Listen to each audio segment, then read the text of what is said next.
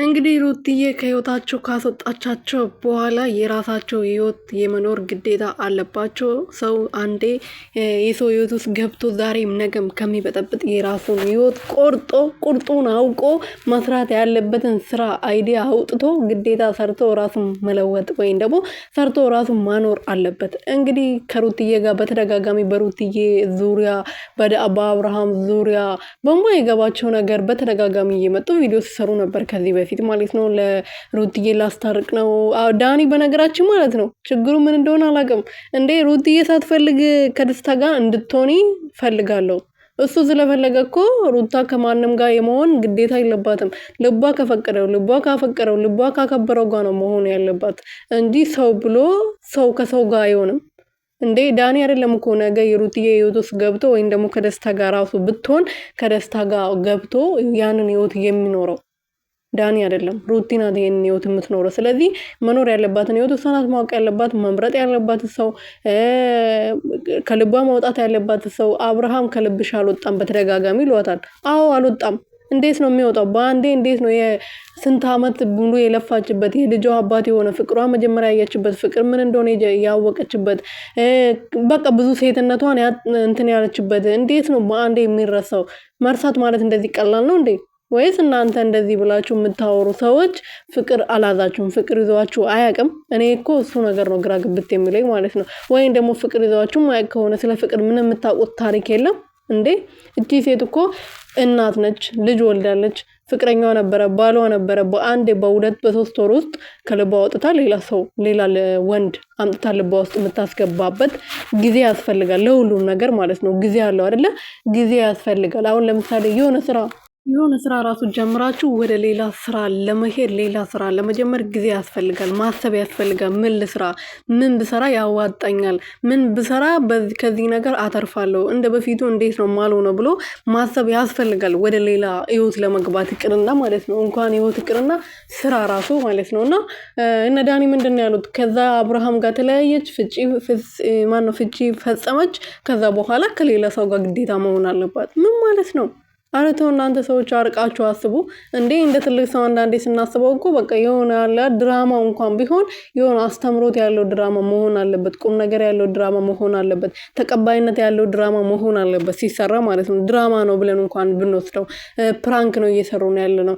እነሱ የራሳቸው ህይወት እየኖሩ ነው፣ የራሳቸውን ላይቭ እየቀጩ እዚህ ጋር መጥቶ እንደዚህ ብሎ ይሰራሉ ብለን እኛ እንኳን ብንወስድ ብናስብ ራሱ ተቀባይነት ያለው ነገር ሊሆን ይገባል የሆነ ነገር ሲሰራ ማለት ነውና ሩቲ ደግሞ አሁን ያደረገችው በጣም 100% ትክክል ነው። ዛሬ ዳኒ ምንድነው ያለው? ለቀጥታ ላይ ቁጭ ብሎ ነበርና ስለ ሩቲዬ ደህና ነች ተብሎ ሲጠየቅ እኔ ስለ ሩቲ አይመለከተኝም፣ ከዚህ በኋላ ከቤቷ አባራኛለች፣ ከህይወቴ ውጣልኝ ብላኛለች። ስለዚህ እሷ ከአብርሃም ጋር ከሄርሜላ ጋር ተታርቃለች፣ እኛ እናስፈልጋትም በማለት ሲመልስ ነበር።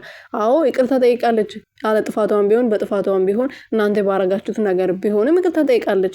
ይቅርታ ማጠየቅ ደግሞ ትንሽነት ሳይሆን ትልቅነት ነው። አንድ ሰው አውቆ ጥፋቱን አውቆ ወይም ደግሞ ያ ሰው አሁን ለምሳሌ ሄርሜላ በራሷ ልታፍር ይገባል።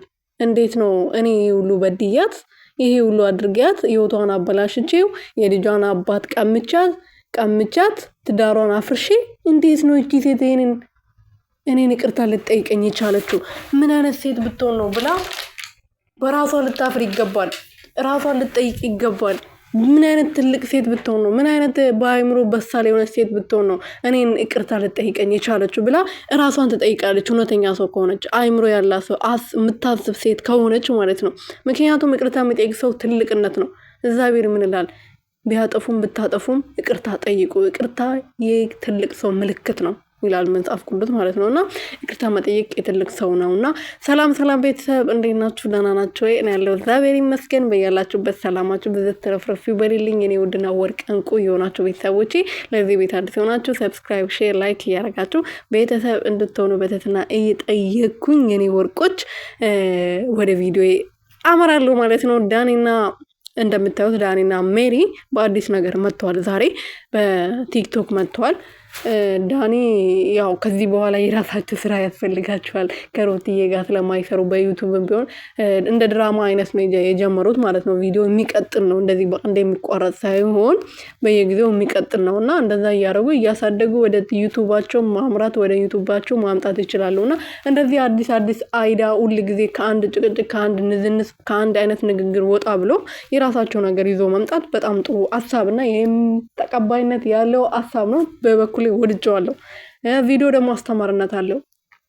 አንድ ሀብታም ደሃን አታልሎ ምን ማድረግ እንዳለበት ምን ማድረግ እንደሚችል ምን መውሰድ እንደሚችል የፈለገውን ነገር በእጁ ማስገባት እንደሚችል ብር ስላለው ብቻ ማለት ነው።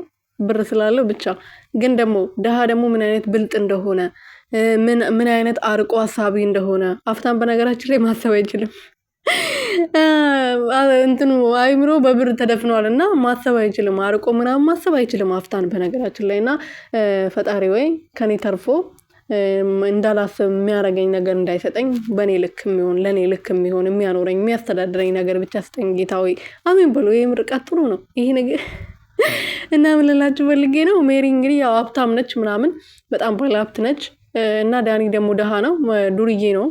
መንገድ ላይ ምናምን የሚቀመጡ ከልጆች ጋር ምናምን ነው የሚውለው እና ስራ የለውማ እና ፋይል ጠፍቶባት ነበረ። ፋይሉን አንስቶ እነሱ ጋር ስለነበረ ፋይሉን አንሰጥም በማለት እንግዲህ ያው ደሃ ደግሞ የሚበላበትን የሚጠጣበትን መንገድ ላይ በተለይ ደግሞ ጎዳና ተዳዳሪዎች ባገኙት አጋጣሚ የሚበሉበትና ኪሳቸውን እንትን የሚሉበትን ነገር ነው አጋጣሚ የሚፈልጉት። ዳኒ ደግሞ አጋጣሚውን አግኝቶ ስለነበረ ፋይሉን ለመመለስ ብር ጠይቆ ነበረና ወይዘሮ ሜሪ ደግሞ ብሩን ለመስጠት በሻንጣ አድርጋ ነበር ብሩን የሰጠቻቸው። ከዛ ፋይሉን በሻንጣ አድርጎ ነበር ያቀባበሏቸው። ተቀባብሎ ከሄዱ በኋላ ሲከፍቱ እዛ ጋር ብር የለም እዚህ ጋር ፋይሉ የለም። ፋይሉ ዳኒ ጋር ነው። ሜሪ ማታላቸዋለች ማለት ነው በሌላ መንገድ እና ምን ልላችሁ ፈልጌ ነው ይሄ የሀብታሞች ብልጠት ነው። ብልጥ ነን ብሎ ያስባሉ ግን አይደለም ፋሮች ናቸው ነው ልላችሁ ፈልጌ ነው። እውነተኛ አራዳ ብትሆን ኖሮ እዛ ጋር እሷ ብሩ እንዳልሰጠች ታውቃለች አይደለ? እኔ ምንድነው ለምን አልሰጠውም እነሱስ እንደዚህ ቢያስቡ ብላ ሻንጣውን እዛ ጋር ከፍታ ማየት ትችል ነበር። መኪና ውስጥ ከገባችው በኋላ ነው ሻንጣውን ከፍታ ከጓደኛው ከነገረችው በኋላ እኔ ሜሪ እኮ ነኝ ምንም ማድረግ እኮ እችላለሁ እነዚህ ዱርዬዎች ለነሱ ብር ልሰጣቸው ብላ ካወራችሁ በኋላ ነው ሻንጣውን ከፍታ ካየችው በኋላ ሻንጣው ባዶ መሆኑን ያረጋገጠችው ማለት ነው። እና ከሩትዬ ህይወት ስለወጣችሁ የሩትዬን ህይወት ትታችሁ የራሳችሁን ህይወት መኖር ስለጀመራችሁ እኔ ደስ ብሎኛል። ከዚህ በኋላ ደስ በሚል ቪዲዮ ይመጣሉ እነሱም በየፊናቸው ማለት ነው።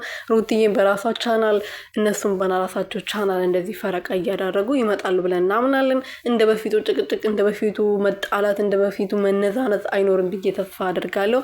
ይሄ ሁሉ ደግሞ እንዲሆን ያስደረጉት የሩትዬ እህቶች ተባረኩ፣ እድሜና ጤና ይስጣቸው፣ ልጅ ላይ ልጅ ይስጣችሁ፣ በረከት ላይ በረከት ይስጣችሁ፣ ብር ላይ ብር ስራ ላይ ስራ ይስጣችሁ አቦ። እና ምን ልላችሁ ፈልጌ ነው ይሄ ሁሉ ያደረጉት እነሱ ናቸው የመከሯት ሩትዬን ይሄን ውሳኔ እንድትወስንና ፈጣሪ ይባርካችሁ።